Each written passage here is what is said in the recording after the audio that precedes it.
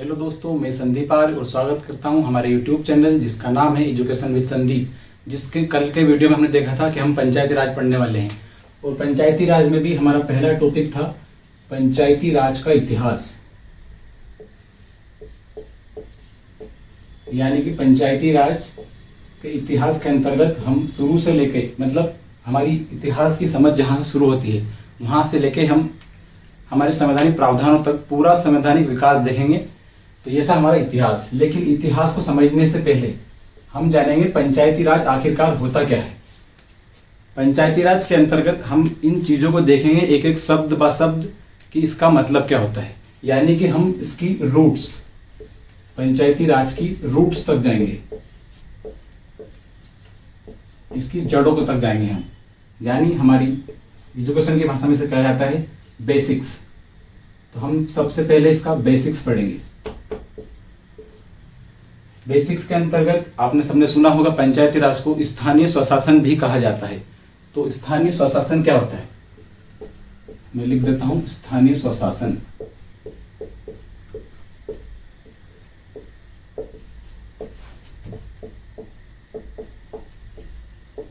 स्थानीय स्वशासन, स्थानीय स्वशासन का मतलब होता है स्थानीय स्वशासन। यानी स्थानीय मतलब वहां के लोगों के द्वारा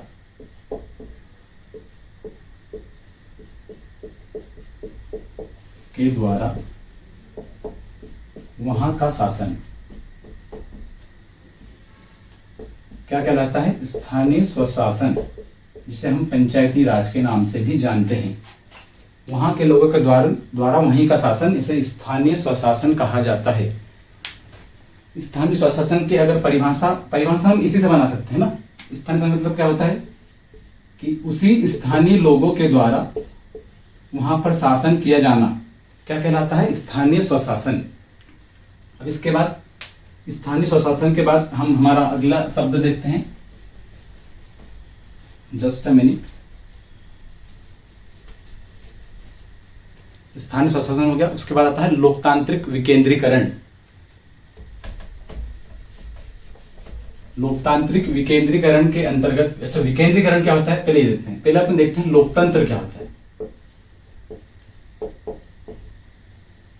मैं आपको बिल्कुल बेसिक से पढ़ाने वाला हूं, हर एक शब्द का आपको मतलब मैं समझाऊंगा यहाँ पर। लोकतंत्र का मतलब क्या होता है, आपने एक बहुत सिंपल सी और बहुत अच्छी डेफिनेशन सुनी होगी, for the people, by the people और ऑफ द पीपुल। और यह डेफिनेशन दी है अपनी अब्राहम लिंकन जी ने। इसको देखते हैं, फॉर द पीपुल मतलब वो शासन जो लोगों के लिए है। बाय द पीपुल मतलब लोगों के द्वारा।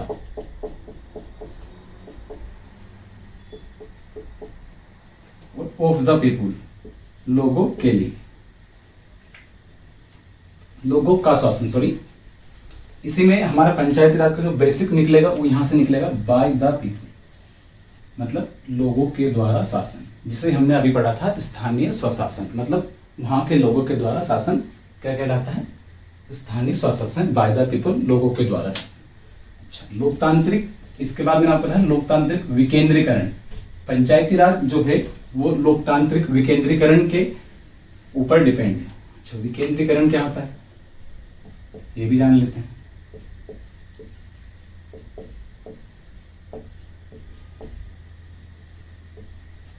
विकेंद्रीकरण, विकेंद्रीकरण का मतलब होता है जैसे हमारे यहां पर कितनी सरकार चलती है, 3 प्रकार की सरकार चलती है। यह हो गई केंद्र सरकार,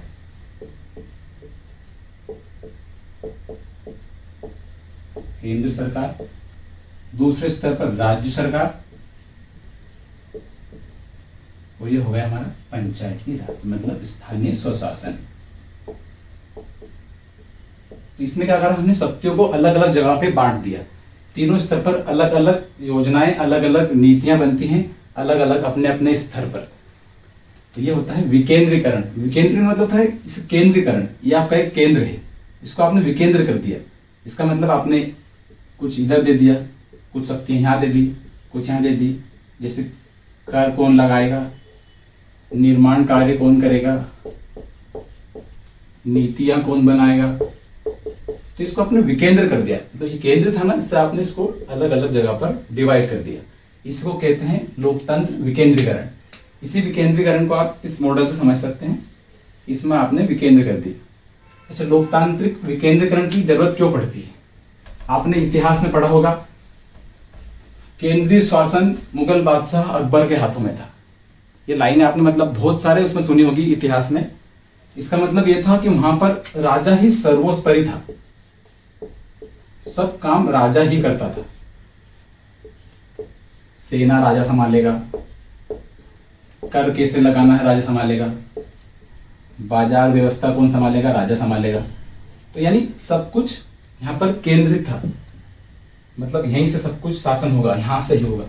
इसमें कमियां ये रहती है कि अब जैसे यहाँ की प्रॉब्लम्स है, एक गांव में प्रॉब्लम हो रही है कुछ, ठीक है, यहाँ राजा बैठा, उसको इस गांव का इतना नॉलेज, इतना ज्ञान नहीं हो पाएगा कि वो हर यहाँ से शासन बना सके, उसकी नीतियां समझ सके। इसीलिए हमने अपनाया लोकतांत्रिक विकेंद्रीकरण। जैसे आप मान लो आपकी पंचायत है, आपके गांव में रोड बनाना है, ठीक है, केंद्र सरकार में हमारे प्रधानमंत्री मोदी जी बैठे, वो आपकी गली का रोड टूटा हुआ है या किस तरह से वो आप नहीं जानते, तो वो यहां से सीधा आपके बिल्कुल निचले स्तर तक विकास नहीं कर पाते हैं। इसीलिए हमारी शासन व्यवस्था को 3 उसमें बांटा गया है। इसी को कहते हैं लोकतांत्रिक विकेंद्रीकरण। तो विकेंद्रीकरण मेरे हिसाब से आप समझ चुके होंगे कि विकेंद्रीकरण क्या होता है। इन्हीं हिस्सों में अलग अलग बांटना, मतलब केंद्र को विकेंद्र, इसका उल्टा विकेंद्रीकरण में हमने इसको बांटा हुआ है, ठीक है, ये आपने समझ लिया।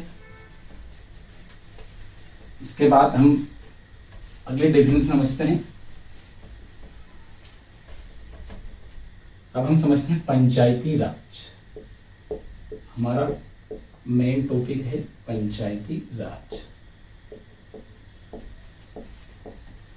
ये अपन क्लास बिल्कुल एकदम बेसिक से चल रही है अपनी,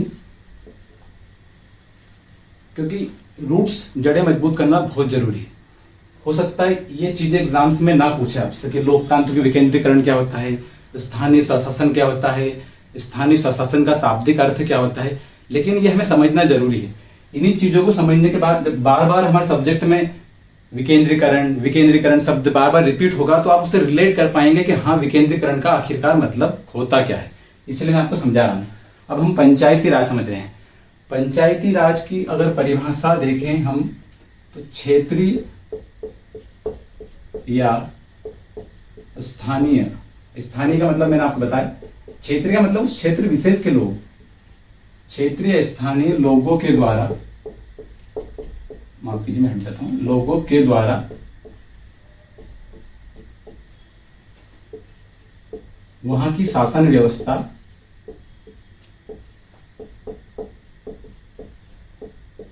को सुचारू रूप से चलाना।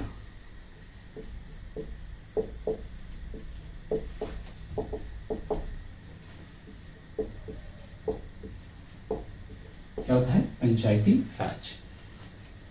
स्थानीय लोगों से राज चलाया जाता है, इसलिए इसे पंचायती राज कहा जाता है। इसके बाद हम आगे देखते हैं, ये तो हुई शासन व्यवस्था चलाने की बात, लेकिन पंचायती राज की आखिरकार हमें जरूरत क्या पड़ी? हम सीधा राज्य सरकार, मुख्यमंत्री, विधायक ये वगैरह भी हमारा शासन देख सकते थे, लेकिन आपको पता है लगभग, एक्यूरेट फिगर नहीं, लगभग 70% हमारे यहाँ की पॉपुलेशन गांव में निवास करती है।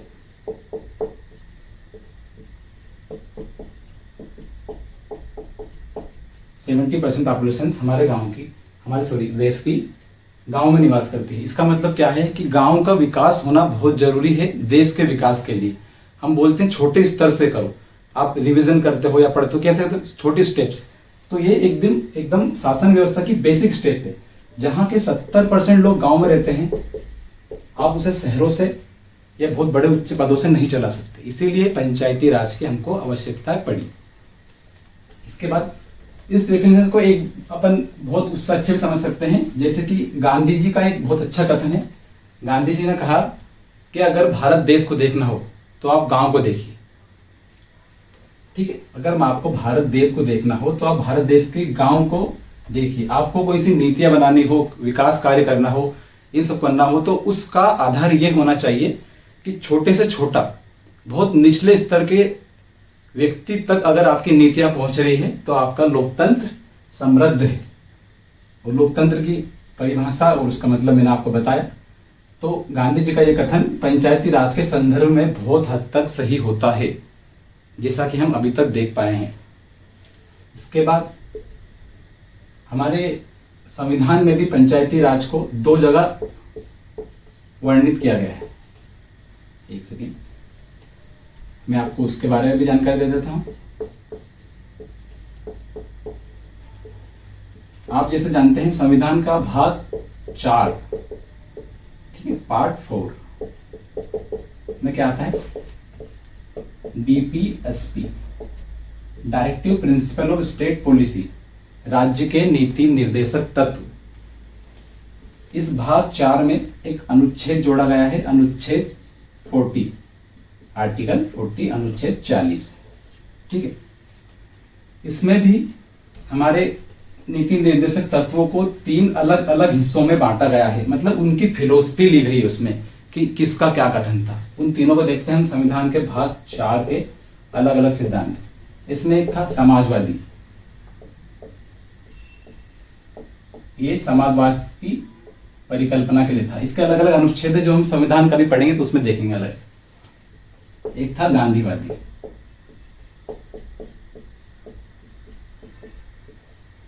और ये किसमें हमारा आता है? उदारवादी। ठीक है, ये तीनों अलग अलग मॉडल कह सकते हैं या सिद्धांत हम इनको कह सकते हैं। इन्हीं तीनों सिद्धांतों के ऊपर हमारे डीपीएसपी संविधान का भाग 4 अनुच्छेद 36 से लेकर अनुच्छेद 51 तक, इसी में उनका वर्णन किया गया है। इसमें पंचायती राज को गांधीवादी सिद्धांतों में अनुच्छेद 40 में रखा गया है, क्योंकि हमने अभी आपको बताया गांधी जी की परिकल्पना ही थी कि एक ग्राम स्तर से देश आगे बढ़े, इसीलिए इनको गांधीवादी सिद्धांत कहा जाता है। इनका मतलब हम आगे पॉलिटी में पढ़ेंगे, आप सिर्फ अभी गांधीवादी समझिए। मतलब जो गांधीवाद के विचारों से जो जो अनुच्छेद, उनमें जो प्रावधान है, जो जो प्रावधान गांधीवादी विचारधारा से संबंधित रखते हैं, उन्हें कहा जाता है गांधीवादी सिद्धांत। उसी में एक है अनुच्छेद 40, जिसमें कहा गया है पंचायत का गठन, यानी पंचायतों का गठन राज्य की जिम्मेदारी होगा। डीपीएसपी यानी राज्य के नीति निर्देशक तत्व, इनमें जो अनुच्छेद है, जो कहा गया है, बातें बताई गई है, उनका मतलब होता है कि राज्य जब नीतियां बनाएगा तो उनमें इन कार्यों को समावेशन करेगा, यानी इनका ध्यान रखेगा। हालांकि ऐसा नहीं है कि अगर ये नहीं होते हैं तो आप कोर्ट जा सकते हैं, जैसा कि आप मौलिक अधिकार में कर सकते हैं, इनमें आप कोर्ट नहीं जा सकते। लेकिन राज्य के तत्व होंगे, राज्य के नीति निर्देशक तत्व। इसका मतलब होता है राज्य के नीति, यानी राज्य जब नीतियां बनाएगा तो ये अनुच्छेद सारे जो उसमें आते हैं भाग 4 में, उन्हें निर्देश देंगे, इसलिए उनको बताया निर्देशित तत्व। इसमें आर्टिकल 40 में कहा गया है पंचायत का गठन, यानी हमें संविधान में एक जगह कहा गया है पंचायत का गठन, आर्टिकल 40। ये महत्वपूर्ण है, याद रखिएगा, पूछ सकता है पंचायत का गठन। एक कहा गया है हमारे भाग 9, भाग 9 में अनुच्छेद 243, आर्टिकल 243 में भी पंचायत का गठन कहा गया है। मतलब इसमें भी पंचायतों का वर्णन, इसमें पंचायत का गठन, उनके सारे कार्यों को 243 में कहा गया। आर्टिकल 43 में सिर्फ पंचायत का गठन कहा गया। तो यहां तक हमारी बात समाप्त हो गई। हमको सबसे ज्यादा फोकस अगर कहीं करना है तो वो करना है पंचायती राज में भाग 9 पर, क्योंकि सारे प्रावधान उसी में बताए गए हैं।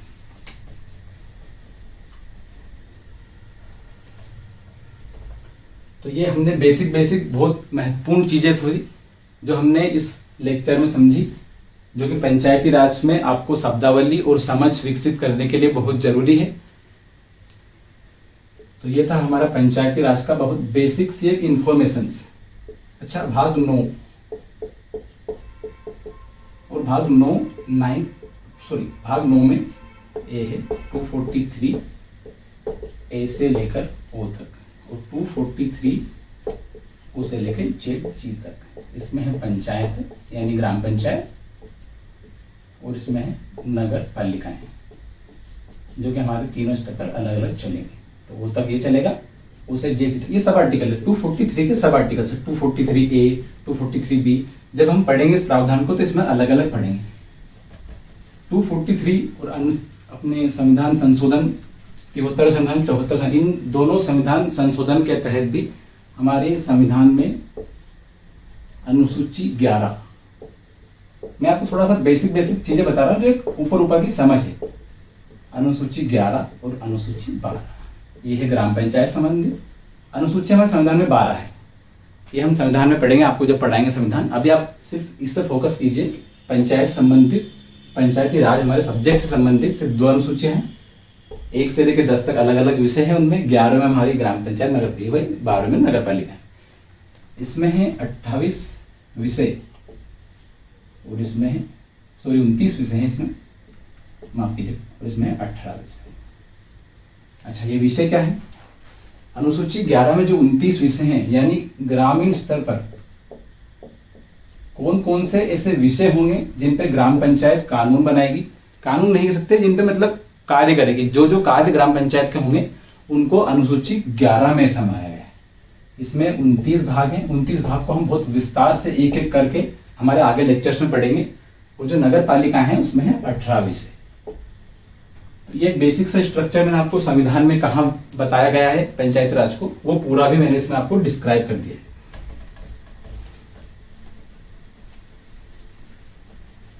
तो ये हमारा एक बहुत बेसिक सी आधारभूत समझ थी आपको पंचायती राज को, यानी मैंने आपको नाव में बैठाकर पूरी पंचायती राज घुमा दिया है एक तरीके से, मतलब ऊपर से आपको मैंने सब कुछ बता दिया है इसमें।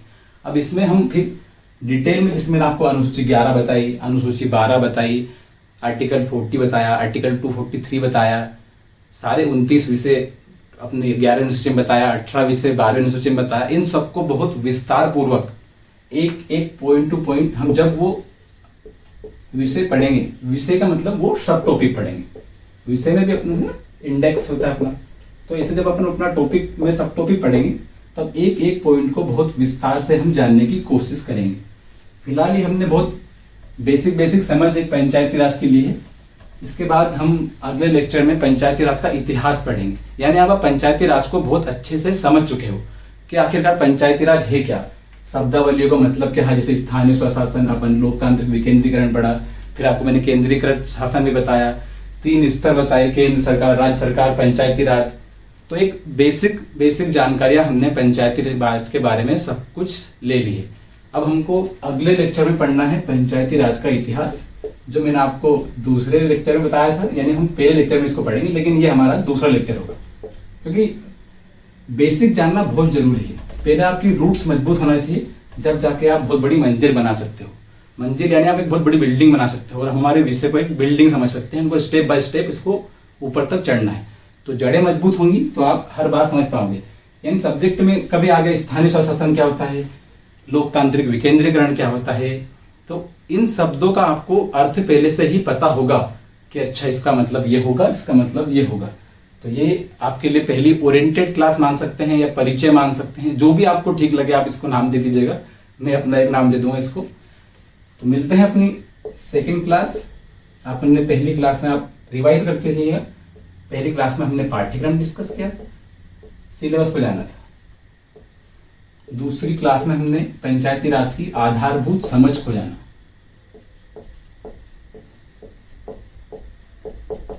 तीसरी क्लास में हम पढ़ेंगे इतिहास, यानी हम पंचायती राज के गड़े मुर्दे उखाड़ने वाले हैं। बेसिक सी बात यह है, मतलब जहां से अपना इतिहास हम जानते हैं, सिंधु घाटी सभ्यता से लेके ब्रिटिश काल 1857 हुआ, उसके बाद 1940 में देश आज़ाद हुआ, उसके बाद बहुत सारी अलग अलग समितियां बनी, फिर 73 संविधान संशोधन, 74 संविधान संशोधन, फिर पंचायत राज अलग अलग राज्यों में स्थापित हुए। उन सबसे लेकर जो जो राज्यों में कानून बने, अभी ओबीसी का आरक्षण तक, मतलब जो पंचायतों में जहां तक होगा, हम इतिहास में उस पूरे एक बिंदु से लेके पूरा यहाँ तक सब कुछ हम इस तीसरे लेक्चर में हम जानेंगे, जिसका हमारा टाइटल है पंचायती राज का इतिहास। तो आज के लिए क्लास यहीं तक रखते हैं। बहुत बहुत thank you. Bye bye, take care.